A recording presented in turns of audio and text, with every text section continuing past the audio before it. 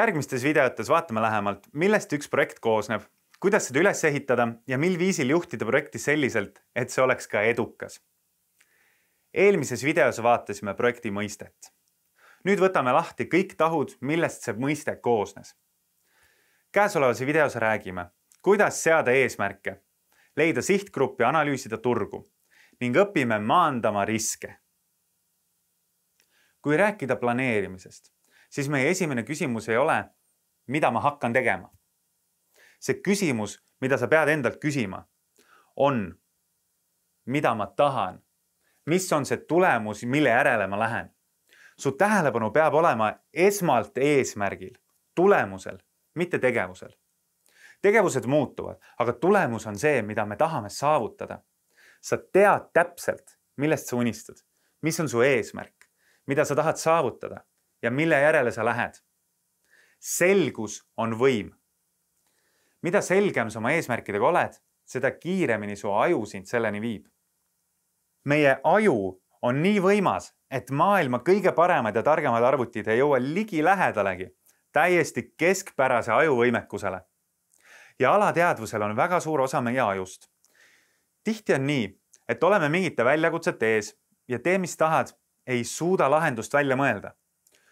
Kui kuskil täiesti teises olukorras tuleb pähe just see vastus, mida oleme otsinud. Kui sõnastame endale väga täpsed sihid ja pühendame end neile, siis meie aju viib meid kohale. Nagu kaasaegsed raketid, mida võib suvalises suunas lasta, aga kui sihtpunkt on ette määratud, teeb ta kõik vajalikud manöövrid, et sihtmärgile pihta saada. Kui sa ütled üldiselt ja häguselt nagu, no mida ma tahan? Ma tahaks rohkem raha. Okei, siin on sulle euro. Palun, kas sa täitsid oma eesmärgi? Jah, täitsid küll. Sa tahtsid rohkem raha ja sa said rohkem raha. Eesmärk täidetud. Kui sa oled oma keelekasutuses hägune, saad sa ka väga häguseid tulemusi. Ma tahan tunda natuke paremini, ma tahan kaalust alla võtta. Kaotsid kilo, pääm, tehtud. Sul on vaja tulemust ja sul on vaja eesmärki. Mida tahad? Enne kui sa üldse küsid, mida sa tegema pead. Järgnevalt räägime, kuidas seada eesmärke.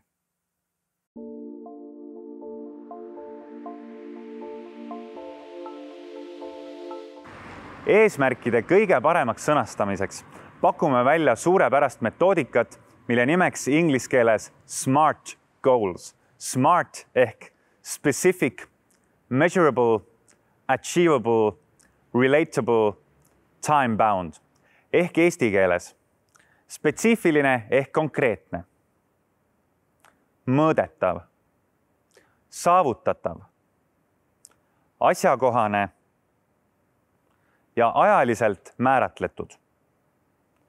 Igale osale sellest SMARTist on oma metoodika.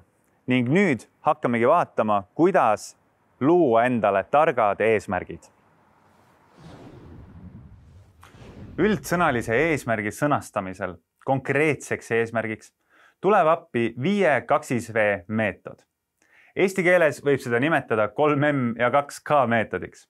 Aga toome näiteks 5-2V meetodi näite korraldatavast spordipäevast.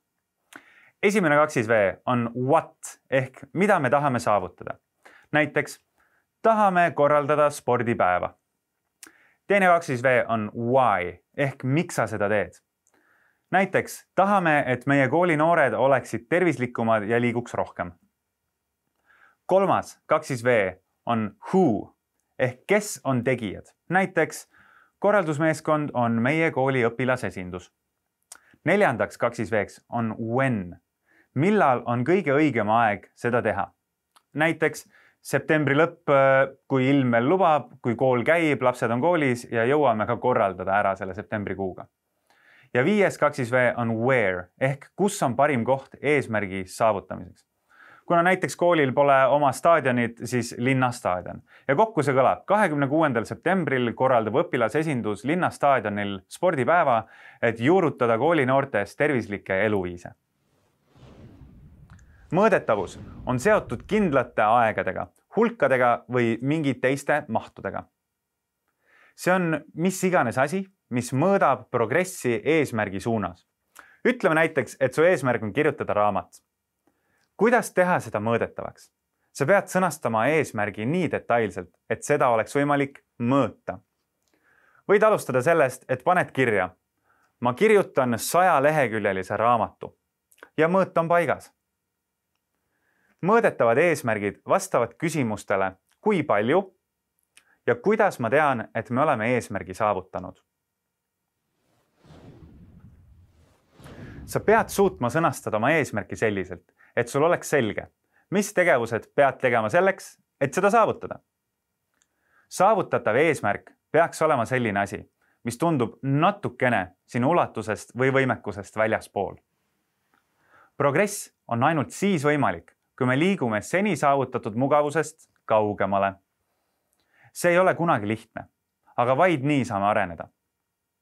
Eesmärkide seadmine peab olema progresseeruv ehk liikuma alati suurema eesmärgi poole. Siin pead sa leidma vastused küsimustele.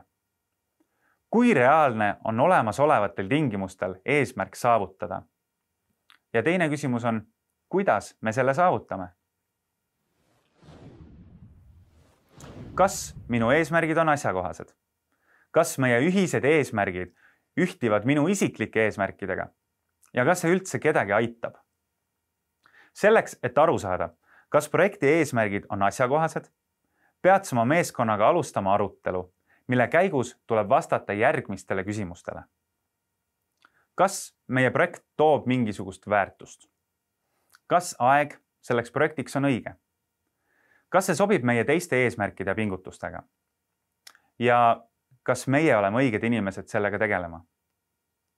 Kui olete oma meeskonnaga jõudnud arusaamale, et kõikidele küsimustele on vastuseks kindel jah, siis teie eesmärgid on asjakohased.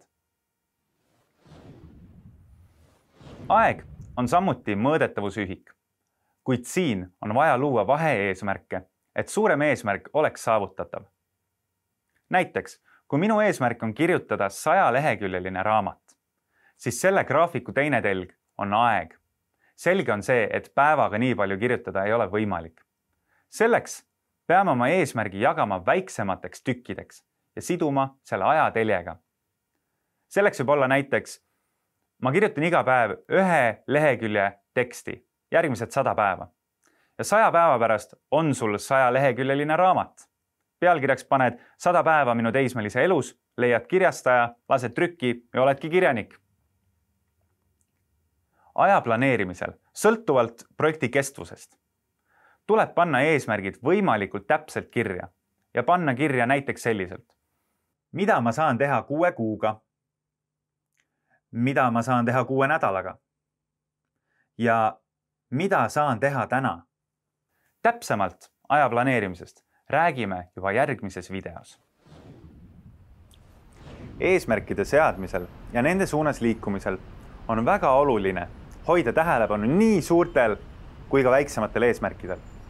Vahel seavad inimesed endale väga suured eesmärgid, mida nad tahavad saavutada ja kuhu poole liikuda, ning hoiavad kogu oma tähelepanu nendel suurtel eesmärkidel. Sellisel tegutsemisel on suur oht, sest kui su sihtpunkt on suur ja kaugel, siis tekib oht, et sa ei märka, mis on su jalge ees. Tihti inimesed ütlevad, et tahavad saada miljonäriks või finantsvabaks või terveks või õnnelikuks ja isegi, kui sõnastavad oma eesmärgi väga targalt, leiavad nad ennast käpuli maast ja olukorrast, kust neil on igasugune jõud ja motivatsioon kadunud. Sest elu ei ole sile lõputu aas, mida mööda oma suurte unistuste poole keksida. Elu on muutlik, sina oled muutlik ja keskkond on muutlik. Ja selleks peame me vaatama ka otse oma jalge ette. Teine äärmus on aga see, kui hoiame oma silmi alati sellel, mis on meie järgmise sammu all, aga ei tõsta pead, et vaadata, kuhu me suundume. Selliselt elades võib juhtuda nii, et sätime oma iga sammu võimalikult mugavaks. Kui aeg-ajalt pead ei tõsta ja vaata, kus me parasjagu asume, võivad aastad mööduda ilma, et me isegi teaks, kuhu me lähme ja kus me oleme. Eesmärkide seadmise ja nende püstitamise kunst seisneb tasakaalus. Peame teadma, kuhu me liigume et jõuda ka soovitud tulemusteni. Aga samas peame ka oskama vaadata oma jalge ette, et mitte igal sammul porisse kukkuda. Tea, mida sa tahad, kuhu tahad jõuda ja siis saad selgeks, mida pead selleks tegema.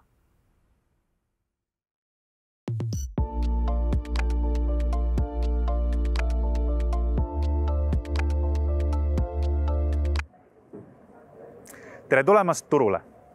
Me kõik teame, mis on turg, aga kuidas on see seotud projekti juhtimisega? Tegelikult öeldakse, et turg on koht, kus käib kogu kauplemine. Ehk me kõik oleme osa turust iga päev. Kui scrollime telefone, oleme osa turust. Kuidas nii? Maailma suurim vara on informatsioon ja kõik virtuaalplatvormid võistlevad meie tähelepanu nimel, et müüa seda reklaamina ettevõtetele. Ehk meie tähelepanu ongi toode, mida müüakse. See tähendab seda, et sinu scrollimisest juba keegi teenib raha. Samamoodi oleme me turul, kui laseme kraanist vett, kasutame elektrit, et telefoni laadida või kui ostame poest toitu. Kui sa oled alustamas oma projekti, olgu see sündmus või toode, on sul vaja aru saada, millisel turul sa oled ja kuidas seal võita. Turuanalüüs on suurepärane vahend ja vajalik selleks, et teha strateegilisi otsuseid turu ja selle dünaamika kohta. Turu analüüsimiseks on vaja koguda informatsiooni potentsiaalsete ostjate, konkurentide ja turu põhiomaduste kohta. Üks väga hea harjutus, mida me soovitame teha, on 4 punkti harjutus. Esiteks, määra sihtturg. Teiseks, tee turu-uuring ja selgita, mis on selle sihtturu vajadused ja soovid. Kolmandaks, analüüsi, mis on sinu konkurentsieelised, mis teeb sinust parema tegija kui järgmine kutt. Miks ma peaksin ostma sinu äppi? Miks ma peaksin vaatama sinu YouTube'i kanalit? Miks ma peaksin tulema sinu üritusele või miks ma peaksin ostma sinu seepi? Mida teistsugust sa mulle pakud? Ja mis teeb sinust parema?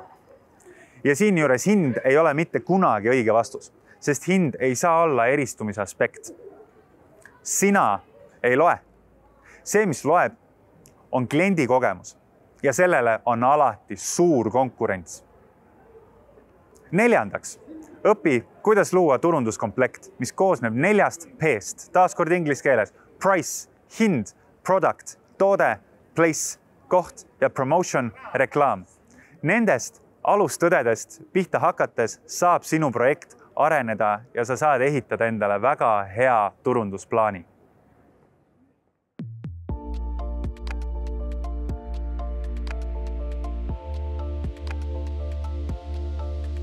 Hea ettevalmistus on õnnestumise parim eeldus. Ei ole vahet, millist projekti me ellu hakkame viima, olgu see kas uus IT-ettevõte või oma toa koristamine. Iga tegevusega kaasnevad ka riskid.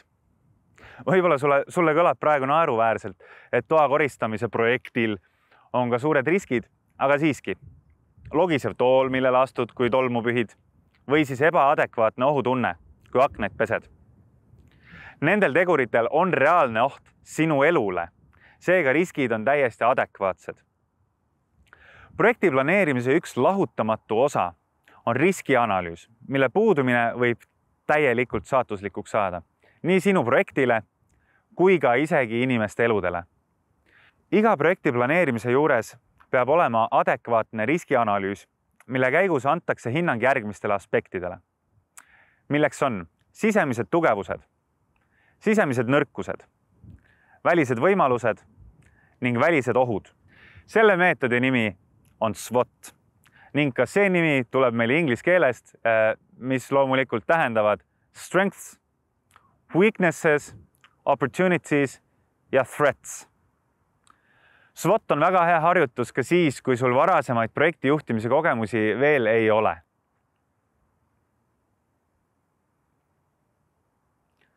Tugevused on tegurid, millel on positiivne mõju eesmärgi täitmisele. Tugevusteks võib nimetada vahendeid nagu olemasolev eelarve, muud vahendid, materjalid ja loomulikult teie tugisüsteemid ehk õpetajad või juhendajad.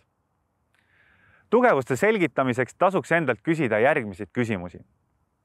mida me teeme hästi, milles me oleme head? Millised omadused või aspektid panevad klienti või sihtgruppi meie tooteid või teenuseid eelistama? On see siis hind, mingisugune muu väärtus, mingisugune kvaliteet, mida me oma projektiga pakume? Millised ressursid on meil kasutada? Ning mida näevad teised meie tugevustena? Nõrkused on omadused, mis on eesmärgi täitmiseks takistava iseloomuga. Näiteks võib nõrkus olla vähene kogemus valdkonnas. Kui olete koolis ja teete oma esimesi ettevõtlikke samme, on suur tõenäosus, et teete väga paljusid asju oma projekti raames alles esimest korda. Nõrkuste selgitamiseks tasuks endalt küsida järgmiseid küsimusi. Mida me saaksime parandada oma senise teenuse või toote juures? Mida me teeme halvasti või milles me ei ole nii head? Mida on öelnud meie kliendid või sihtgrupp meie teenuse või toote kohta? Ja kindlasti, mida meil tasuks vältida? Mida täpsemad ja realistlikumalt suudad sa oma nõrkused kaardistada, seda kasulikum SWOT-analüüs sulle lõpuks on.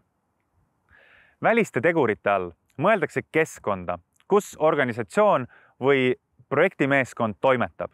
On see siis küla, kool, mis iganes see väline keskkond, kus teie ennast seate. Soodsad võimalused võivad tekkida erinevatel põhjustel. Selleks võivad olla muutused turul, klientide sihtgrupi eluviis, muutused tehnoloogias, uued tootmisviisid. Võimaluste leidmiseks on kasulik käia korra üle oma tugevused ja nõrkused ning püüda leida seosed nende vahel, mida saaks tulevikku silmas pidades ära kasutada. Endalt võiks meeskondaga küsida näiteks järgmiseid küsimusi. Kas turul on mingisuguseid uusi arenguid? Millised on meie konkurentide nõrgad kohad? Kas meie klientide elustiilis on toimunud muutusi, millega peaksime oma toodet või teenust arendades arvestama? Kas meil on mingisugune potentsiaal laieneda uutele turgudele? Viimasena peame sõnastama ohud, mis varitsevad planeeritavat projekti ning mida tavaliselt ise kontrollida ei saagi. Kuna ohud on asjad, mis tulenevad väljastpoolt, siis meie kontrolli alt väljas peab selleks olukorraks koostama plaani.